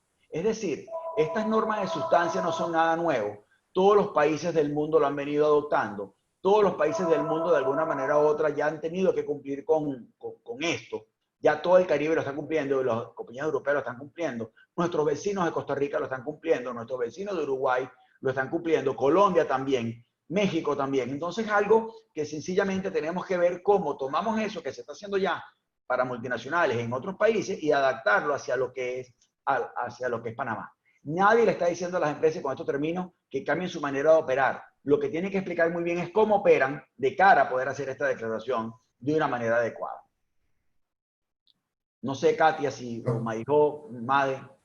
Y bueno, yo solo agregar, nosotros podemos ayudarles, asistirles en ese reporte de sustancia, porque sí es muy importante tener esa guía de lo que dice el reglamento, la misma guía, muy amarrado con las herramientas con las que contamos nosotros en cuanto a funciones, activos, riesgos, benchmarks, etcétera, que pueda de alguna manera tener la empresa un análisis concluyente. Y así tener seguridad de que cada año va a estar cumpliendo, ¿no? Katia. Sí, yo agregaría un poquito que para efectos del ejercicio, principalmente aquellas que están sujetas a sustancias del año 2019, y bueno, todas, les recomendaría también revisar, hay casos donde la resolución de registros pasaba mucho, que las empresas, cuando veían el formulario de declaración jurada para inscribirse, le ponían ganchito a muchas actividades, parecía como una lista de súper, incluidas en el formulario de registro, y resulta que quisiera recomendarles que hagan como una introspección si realmente dentro de mi resolución de registro realizo todo lo que está en esa resolución de registro, valga decirlo. O sea, si realmente realizo todas las actividades que están incluidas en mi resolución de registro, por cuando la autoridad vaya a verificar el cumplimiento de los requerimientos de sustancia, si en tu resolución de registro aparecen 5 actividades sujetas a sustancias, va a esperar que tú acredites que tienes una cantidad adecuada de gastos y de trabajadores para cada una de esas 5 y por separado.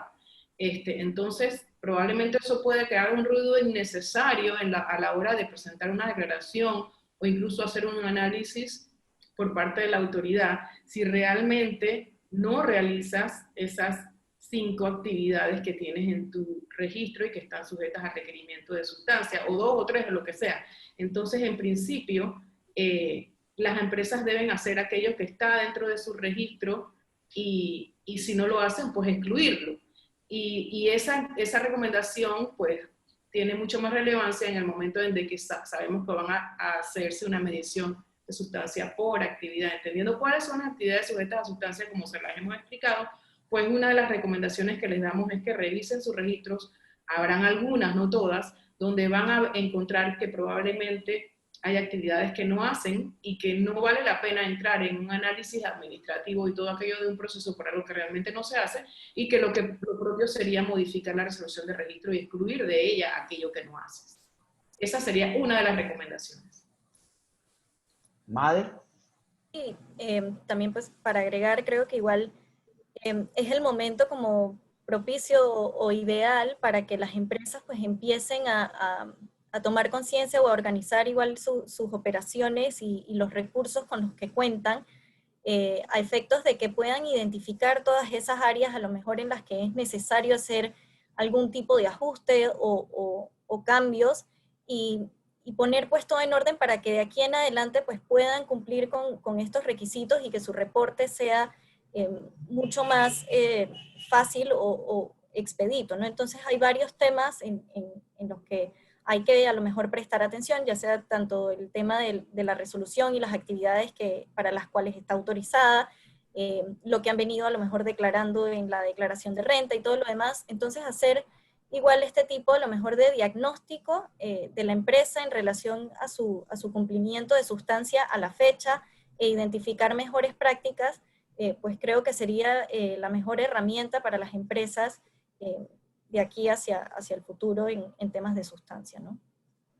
De acuerdo, 100% de acuerdo con todo lo que han dicho, y nada más rescato algo importantísimo que no lo hemos dicho tan directo y no es por publicidad, porque esté la Agencia Panamá Pacífico acá con nosotros, pero el hecho solo que quienes vayan a revisar el tema de cumplimiento de sustancias de manera inicial sea la misma autoridad que otorgó la licencia, debería dar o da tranquilidad, porque no te está viniendo a revisar un ente recaudador, te va a ir a revisar el ente que te dio la licencia y que le interesa que sigas operando desde ahí. Entonces, la comunicación entre agencia y usuario tiene que ser muy fluida, muy continua, para que de alguna manera u otra las empresas salgan bien con su test de sustancia. Recordemos algo importantísimo. Aquí no se está buscando recaudación de impuesto incremental. Aquí lo que se está buscando es que se cumpla con los requisitos de sustancia que exige la ley. Si esto fuera un tema meramente recaudatorio, sencillamente nadie pasaría el test. Y eso no es lo que se está buscando con esta declaración de sustancia. Lo que se está buscando es probar que la actividad se está haciendo desde Panamá Pacífico para estas empresas. Y una pregunta que hubo, ya estoy afónico, ayer hubo 2 webinars, de hoy.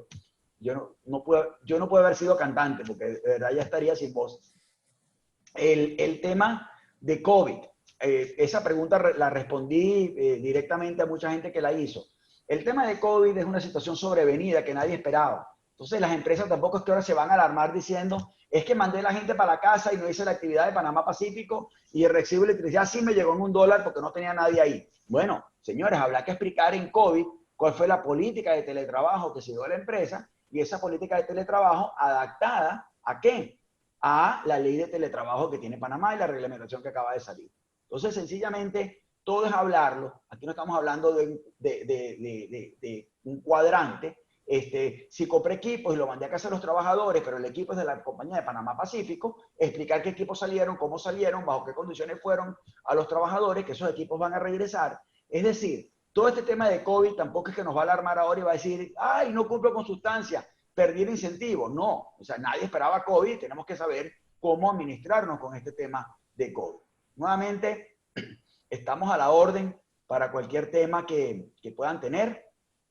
La firma de Katia, nuestra firma, a la mayor disposición para ayudarle, para ver casos específicos y de alguna manera u otra ayudar a que la empresa salga bien con esta declaración de sustancia y salga bien y vaya bien hacia adelante en que su incentivo tributario por el tema de sustancia no se vaya a perder. No sé, Katia, si quieres dar unas palabras finales en nombre de tu firma. Sí, bueno, agradecidos a todos por esta mañana interactiva tan buena. Como mencionó Luis, estamos a la disposición de todos para apoyarlos en lo que se necesite para efectos de tener más claridad. Probablemente la información sea un poco abrumadora cuando la ves como un todo, sin embargo, cuando conectas todas las piezas, todas encajan. Así que como parte de las empresas de Panamá Pacífico, pues hemos querido hacer esta presentación para todos ustedes, para ayudarlos a tener un entendimiento más general y para ofrecerles pues cualquier apoyo que necesiten. Se le agradece mucho a la Agencia Panamá Pacífico por haber participado y como dijo Luis, es el hecho de que la agencia esté, eso es una muestra del compromiso que tiene con el área y con las operaciones de las empresas establecidas para efectos de que veamos esto como una oportunidad simplemente de ajustarnos a los parámetros internacionales. Panamá Pacífico está muy bien visto a nivel nacional e internacional y hemos cuidado mucho de que esas regulaciones y reglamentaciones no infrinjan derechos de las empresas y sean consonos con la lógica de nuestras operaciones. Y un ejemplo de eso es cuando estábamos negociando cosas como esta, pues fuimos de los primeros que dijimos no estamos dispuestos a poner ningún número de cantidad mínima de trabajadores o de gastos porque eso depende de cómo hace cada quien sus cosas. Entonces, en ese sentido, sientan la tranquilidad que mientras ustedes puedan acreditar que sus operaciones efectivamente las realizan ustedes y desde o aquí en Panamá Pacífico, es cuestión de simplemente cumplir con los procedimientos nuevos y presentar sus test de sustancia anuales. Gracias. Gracias a todos los panelistas. Muchísimas gracias a todos. Y que tengan feliz mañana. Hasta luego. Extendimos media hora más. Gracias. Hasta luego. Hasta luego. Hasta luego.